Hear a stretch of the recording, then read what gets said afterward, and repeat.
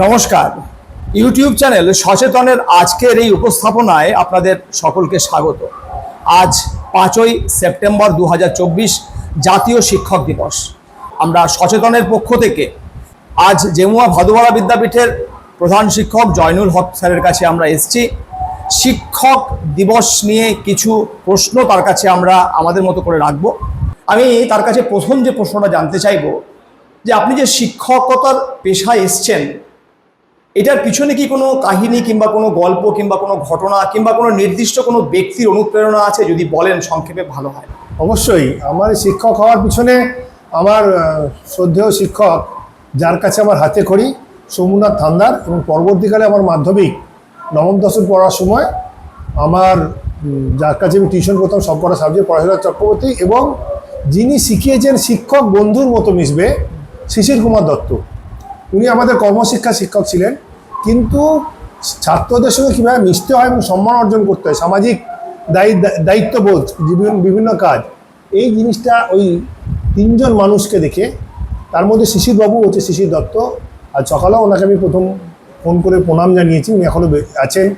তো উনি অনুপ্রাণিত করেছেন, ওনাকে দেখে শিখেছি শিক্ষক হয়ে ছাত্রদের সঙ্গে মিশে। আর একটা কাজ যে আমি জানেন, আমি আগে বায়ুসেনায় মেকানিক্যাল ইঞ্জিনিয়ারিং বিভাগে কাজ করতাম। পরে আমি দেখেছি যে চিন্তাধারা আজকে সমাজে আপনি বিভিন্ন বিজ্ঞান চেতনার বড় অভাব। আমি যে বিজ্ঞান চেতনা, ধরুন আমি কোনো কুসংস্কার অলৌকিকতা বিশ্বাস করি না। বিজ্ঞান চেতনায় মানুষকে উদ্বুদ্ধ করে আমি যেটা ভাবি, আমি যদি আমার সারা জীবন শিক্ষকতার জীবনে, আমার মোটামুটি 24 বছর শিক্ষকতা হবে, আর 4 বছর আছে, আমি যদি 24টা ছেলে মেয়ে তৈরি করতে পারি, এটাই আমার লক্ষ্য, তাহলে মনে হয় আমাদের সমাজে অনেকটা বেশি উন্নত হবে। সমাজের যে দুর্নীতি, অসততা এবং সবচেয়ে বড় কুসংস্কার, সেই কাজটা আমি লক্ষ্য নিয়ে করছি। এবং আমি এর আগে একটা স্কুলে ছিলাম, আমি দেখেছিলাম, আমি ভেবেছিলাম সহশিক্ষক হয়ে থাকবো, কিন্তু পারিনি, কারণ অনেক সমস্যা তৈরি হয়েছিল। তো প্রধান শিক্ষক আমি বেছে নিয়েছি এই গ্রামটা বেছে নেওয়ার পিছনে কারণটা হচ্ছে দুর্গাপুর সংলগ্ন এলাকা, কিন্তু এটা সব দিক থেকে পিছিয়ে ছিল। আমি দাবি করছি না এখনও যে এই আসার পরে আমি সিভিল অ্যাডমিনিস্ট্রেশন সবার সঙ্গে যোগাযোগ করে, এখানকার মানুষের সঙ্গে কথা বলে, মানুষকে সঙ্গে নিয়ে এখানকার অনেক উন্নতি করার চেষ্টা করছি। কারণ আমি শিক্ষাটাকে কখনো সমাজ বহির্ভূত হতে পারে না। আমরা এখানে বিজ্ঞান চেতনার জন্য দুর্গাপুর ইয়ং আর্ট অ্যাসোসিয়েশন যে একটা সংস্থা আছে, তাদের সঙ্গে আমরা সবসময় থাকি, যে বিভিন্ন হাতে কলমে বিজ্ঞান চেতনা। এবং এই 5 বছর 2 বছর লকডাউন আমি মনে করি অনেকটাই সফল। এখন মানুষের মধ্যে চেতনা এসছে। এখানে বেশিরভাগ আমাদের সংখ্যালঘু সম্প্রদায়ের, তাদেরকে মানে একটা সেই ট্যাবু ছিল, সেই ট্যাবুটা আমি ভাঙতে পেরেছি। মেয়েদের ফুটবল টিম আছে আমার স্কুলে, যদিও এটা কোয়েড স্কুল, কিন্তু আমাদের স্কুলে আপনি যদি দেখেন, মেয়েরাই সব কিছু প্রথম সাইডে, পড়াশোনা থেকে খেলাধুলা, আবৃত্তি, গান, নাটক, যা বলবেন তারাই। তো একটা জানেন তো, একটা সমাজে মহিলা যদি শিক্ষিত হয়, একজন মা যদি শিক্ষিত হয়, সেই সমাজটা অনেকভাবে এগিয়ে যায়। সেই জন্য আমি আমার কথায়, কিন্তু আমি সবসময় আমার ছাত্ররা বলে, আগে বয়েজ স্কুলে ছিলাম, এটা একটা দুঃখ ছিল যে আমি পারিনি, সেই জন্য এই স্কুলটা বেছেছি। আমি ছাত্র বলি। সত্যি মেয়েদের মধ্যে জানেন তো, এটা তো আপনি স্বীকার করবেন নাকি আমি জানি না, হয়তো দ্বিমত পোষণ করতেই পারেন, মেয়েরা কিন্তু অনেকটা বেশি ডিসিপ্লিন হয়, সৎ হয় এবং দায়িত্ববান হয়। এটা মানে একদম জন্মগত বলতে পারেন। তো সেই তাদেরকে নিয়ে আমি কাজ করছি, তাদের সঙ্গে, এবং এখানে ছেলেরাও আছে। আমরা যে স্কুলটা করছি সেটা দেখে আমি পেশায় আসা। আচ্ছা, আপনি যে বললেন যে আজকে সকালেও আপনি আপনার মাস্টারমশাইকে ফোন করেছেন, মানে যার কাছ থেকে আপনি অনুপ্রাণিত হয়েছেন, তো আজকের দিনে আপনি কিংবা আমরাও শিক্ষকদের প্রতি এখনো দেখা হলে যে আবেগ তাড়িত হয়ে পড়ি, সেটা কি আজকের দিনের ছাত্রদের মধ্যে, ছাত্রীদের মধ্যে সেই আবেগটা আপনি খুঁজে পান? সেটা কি কোথাও না কোথাও? অবশ্যই। এবার বলি যে এটা আজকে আমার মেসেজ ভর্তি হয়েছে, আমি দেখতে পাই, কারণ আমি আজকে সকাল থেকে, আজকে আমাদের শিক্ষক দিবস উপলক্ষে আমরা স্কুলে বিশেষ অনুষ্ঠানের সঙ্গে আমরা একটা সব শিক্ষকরা, শিক্ষিকা মিলে আমরা এই ছেলেদেরকে আজকে খাওয়াবো দুপুরে একটা ভালো রকম কাছে, তার বুঝতেই পারছেন খাওয়াটা এই শুরু হবে এখন। তো সেই জন্যে প্রচুর মেসেজ এসছে, প্রচুর ফোন এসছে। এটা আছে, কিন্তু নেই না। বিশ্বাস করবেন না, আমি আমার বয়স্ক 14 বছর চাকরি করেছি, তো আমি তো সব ক্লাসে পড়াতাম না, কিন্তু আমি ওই স্কুলে পড়াতে গেলে সব কটা ছেলের সঙ্গে আমার সেই আত্মিক সম্পর্ক এখনো আছে। প্রচুর ফোন পেয়েছি, প্রচুর মেসেজ পেয়েছি, তারা অনেকে এসেছে, আসবে। আজকে আমার এখানে শিক্ষক দিবস পালনে দেখবেন আমার স্কুলের 100 বেশি প্রাক্তন ছাত্রছাত্রী এসছে। তো আমি অবশ্যই কমেছে, এগুলো অনেক কটা কারণ। আমি বিশ্বাস করি, হয়তো বিতর্ক হবে কথাটায়, সম্মান অর্জন করতে হয়, সম্মান কেউ দেয় না। আপনি যদি শিক্ষকদের ছাত্রদের সঙ্গে ঠিকঠাক মেশেন আপনি সম্মান পাবেন। আমরাও তো আজকাল টিচাররা, আগে আমার তো খুব প্রবলেম হয়েছিল প্রথমে এসে, জানেন তো, এয়ারপোর্ট সেরে যখন 2005-এ এলাম, এখানে শিক্ষকদের আমি মেলাতে পারতাম না। এই শিক্ষক কি আমাদের এরকম, যারা বৈষয়িক ব্যাপার নিয়ে চিন্তিত, যারা শুধু ওই 10টা 4টে ডিউটি করবে, এটার ক্লাসের বাইরে দাঁড়িয়ে কোনো কথা বলবে না। আমরা তো স্যারদের সঙ্গে সারাদিন ঘরে গিয়ে যখন কিছু পৌঁছে যেতাম, সেইটা এই জিনিসটা আমি তৈরি। আমি ওই স্কুলে আমার অনেক সমস্যা হয়েছে। আমি 11-12-এর ছেলেদের নিয়ে বহু সময় বসতাম, আমাকে টোন করা হতো যে ডিরোজিও এসছে, যেন সংস্কার আন্দোলন করতে, প্লেটও এসছে। তো এইটাই তো দরকার। আমরা তো শিক্ষকদের সব জায়গাটা ওদের যেতে হবে, ওদের যে দরকার সেটাই। এবং এই স্কুলে আমি, আমার প্রাক্তন ছাত্রছাত্রী বেরিয়ে গেছে, তারা এখন স্কুলে ডাকলে যে কোনো সময় আসে, যে কোনো সময় তাদেরকে আমি পাই, কাজের সময়টুকু ছাড়া। অনেকে কাজ করছে, যারা করছে না আমরা পাই। তো এটা কিন্তু আমি, হ্যাঁ হয়েছে সার্বিক ক্ষেত্রে, কিন্তু সে দায়টা শুধু ছাত্র সমাজের নয়, আমাদেরও আছে, আর শিক্ষক সমাজেরও আছে। কিন্তু এই প্রশ্নটাতেই আসছি যে আজকে দেখুন, আজকের যে সমাজে যে নীতি আদর্শ বলে কিছু নেই, মানে যুব সমাজ একটা অন্যরকম জায়গাতে চলে গেছে, নীতিহীন সমাজ আমরা দেখছি, আদর্শচ্যুতির একটা চূড়ান্ত জায়গা দেখছি। এর দায় যেহেতু সমাজ গঠনে শিক্ষকদের ভূমিকার কথা অনস্বীকার্য, শিক্ষকরাই শিক্ষায় জাতির মেরুদণ্ড তৈরি করে। অবশ্যই। তো তাহলে এর দায় কি কোথাও না কোথাও শিক্ষকদের? অবশ্যই আছে, অবশ্যই আছে। আমি বলি, এটা বলি অবশ্যই। আমরা স্কুল হচ্ছে সেকেন্ড হোম, এটা আমরা বুঝি। বাড়িতে তার যে শিক্ষা পায়, অনেক ক্ষেত্রে বাড়ির সেই পরীক্ষা পড়ে। আমাদের বাংলা মিডিয়াম স্কুলে তারাই পড়ে। আগে যেখানে দুর্গাপুর পুজো বয়স থাকতাম, আশিসনগর এলাকাটা কি দামোদরের চরে, বাংলাদেশ থেকে এসে বসে থাকে। তারা বাড়ির তাদের বাবা মারা মানে সকাল থেকে বেরিয়ে যায় নিজের এতে, মানে খাদ্য সংস্থানে। তাদের সেই নীতি, তারা ভালো মন্দটা বোঝে না, পেটের দায়টা বড় কথা।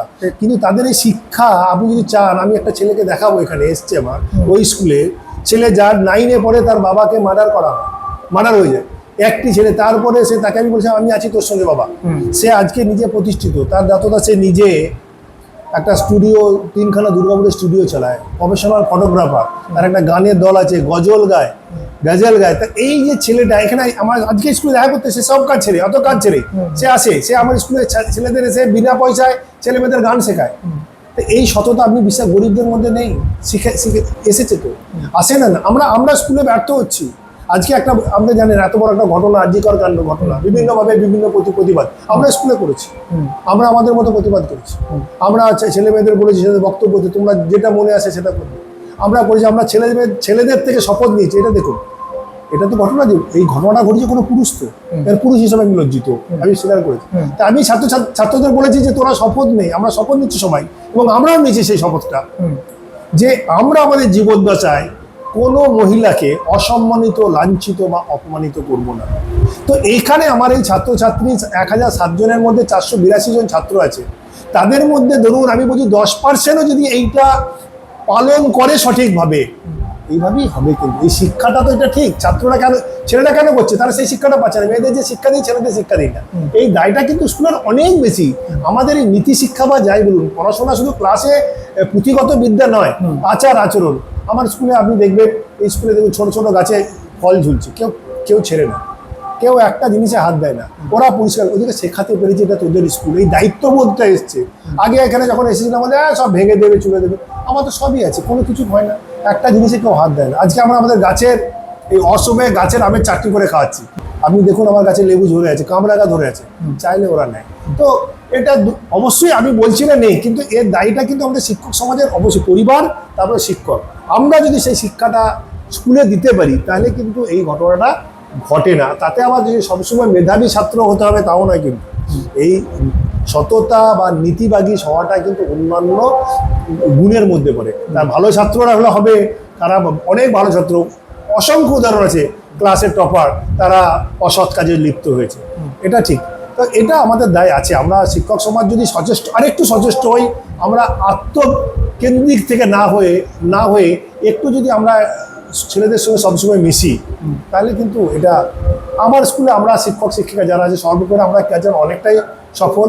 আমরা যখন আসি ছেলেদের সঙ্গে থাকি, আমরা আগে আসি, ছেলেদের সঙ্গে থাকি, ওদের যে সমস্যা, পারিবারিক সমস্যা, সেটা আমরা সমাধান করতে চেষ্টা করি। এই করতে ওদেরকে যদি ওই শিক্ষাটা দিতে পারি, তাহলে আমার মনে হয় এই সমাজের এই দুর্নীতি অনেকাংশে কমে যাবে।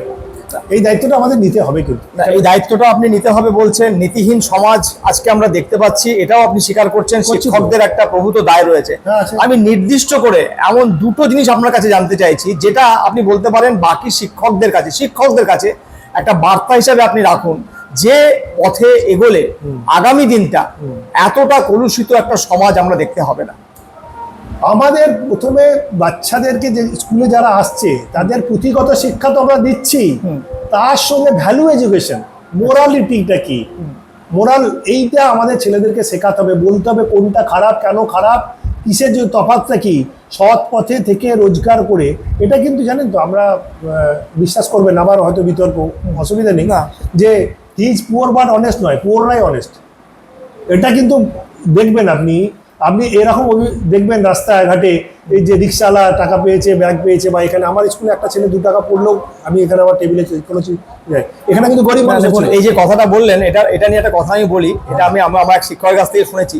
He is poor but honest, তার মানে যেন ধরেই নেওয়া হচ্ছে যে পুয়াররা অনেস্ট নয়। হয় না, আমি তাই তো বলছি, এটা আমরা শিখেছি, এটা কিন্তু পুয়াররাই অনেস্ট হয়। কিন্তু এই সততা ওদের মধ্যে, পিউরিটি কিন্তু পুয়ারদের মধ্যে বেশি আছে ইনকাম। আমি বলছি না যে তাদের মধ্যে, ইন কম্পারিজন টু দ্যাট, তাদের মধ্যে অনেক অনেক বেশি আছে। কারণ তারা দেখছে, তারা শিখছে, তারা বাড়ি থেকে ওই নীতিবোধ শিক্ষা আছে। আপনিও ছাত্র ছিলেন, আপনি দেখুন আপনার সঙ্গে ছেলেরা এখনো সেই ছেলেরাই বেশি আছে, যারা ধরুন একটু পিছিয়ে পড়া, তারাই কিন্তু শিক্ষকদের সঙ্গে বেশি যোগাযোগ রাখে। আর বড় ছেলে হয়তো আমরা সবাই তো চলে যাই বাইরে গিয়ে, বা আমার কজন আর শিক্ষকদের দেখি, আজকে আমরাও রাখি। আমরা একটা নির্দিষ্ট কথা বললেন যে ছেলেদের সঙ্গে মোরালিটির শিক্ষা আমাদের দিতে হবে, ভ্যালু এডুকেশন আমাদের দিতে হবে। আর দ্বিতীয়টা হচ্ছে আমাকে করে দেখাতে হবে, মুখে বললে তো হবে না। আচ্ছা, আমি কি সেটা দেখাতে হবে, leading from the front. Exactly. আমি শুনুন, দেখুন, আমি ওই স্কুলে বলতাম ছেলে মেয়েদের, আমি সব কাজ, আমি আর ছেলেদেরকে বলি তুমি চায়ের দোকানে আড্ডা দেবে না, ঘুরে বেড়াবে না। আমি এই স্কুলের পরে চায়ের দোকানে আড্ডা দিই, তাহলে আমি কি শিক্ষা দেবো? এই শিক্ষাটা আমাকে প্রথমে সেই ঘটনাটা যদি আমি করি, তাহলে আমাকে দেখে ছেলে অনুকরণটা সবচেয়ে বড়। এটা আমি জানি, লেনিন একটা কথা বলেছিল, he is not intelligent who does not commit mistake, he is intelligent who correct his mistake from seeing others. তো আমাকে আমার এক্সাম্পল দিয়ে দেখাতে হবে যে আমি কাজের প্রতি কতটা নিষ্ঠা আছে আমার সহকর্মীরা দেখে শিখবে, দেখার দরকার নেই। কেউ হয়তো রাস্তায় এই পলিথিন, আপনি দেখলেন পলিথিন পড়ে আছে, আমি দুটো তুলে নিলাম, আমাকে তো ছেলেটা দেখবে, কাউকে বলার দরকার নেই, তারাই দেবে যে না, এটা ফেলা যায় না। এইভাবে শিক্ষাটা এক্সাম্পল হতে হবে, মুখে শুধু বললে হবে না। আজকে আমাদের দুঃখ লাগে, আমি দেখি কলেজে হয় যে বলছে ছেলেরা, আমাদের তো কলেজে আমাদের রেগুলার যেতে হতো, তো যদি আমি কলেজ এয়ারফোর্সে চলে গেছিলাম, এখন নাকি সপ্তাহে একদিন ক্লাস হয়, কলেজের টিচার বলে যে এই দিন ক্লাস হবে। আমি বুঝতে পারছি না যে এই অবক্ষয়, এই চিন্তাটা কেন, সম্পর্কটা কেন থাকছে না, এত বাণিজ্যিকরণ কেন ঘটে যাচ্ছে। আমি এখানে আমার অভিভাবকদের করেছি, এবং খুব আনন্দের বিষয়, এই 30শে আগস্ট আমার এখানে 80% অভিভাবিকা এসেছিল। আমি বলেছিলাম সাথে যে আমি চাই অভিভাবিকাদের এখানে আসতে। 80% অভিভাবক, এটা এত খুশি লেগেছে তাদের সঙ্গে যে দেখে, যে আমরা শুধু একটাই চাই, ছেলে মেয়েকে রেগুলার স্কুলে পাঠান, বাকি দায়িত্ব আমরা নেব। তো এইটা করছি, চেষ্টা করছি, সফলতা আসছে। হ্যাঁ, কিছু ক্ষেত্রে বাধা আসবেই, তাতে কিন্তু পিছপা হলে চলবে না। ধন্যবাদ জানাই আপনাকে, ইউটিউব চ্যানেল সচেতনকে সময় দেওয়ার জন্য। যারা এই ভিডিওটা দেখলেন, আশা করব স্যারের বার্তা আপনারা সঠিকভাবে নেবেন। আর যদি আমাদের এই উপস্থাপনা আপনার ভালো লেগে থাকে, তাহলে অবশ্যই সাবস্ক্রাইব করে বেল আইকনটা প্রেস করতে ভুলবেন না। আর আপনাদের মূল্যবান মতামত কমেন্ট বক্সে রাখুন, যার উপরে ভিত্তি করে আমরা আগামী দিনে আরো এগোতে পারি। ধন্যবাদ। আপনাকে অনেক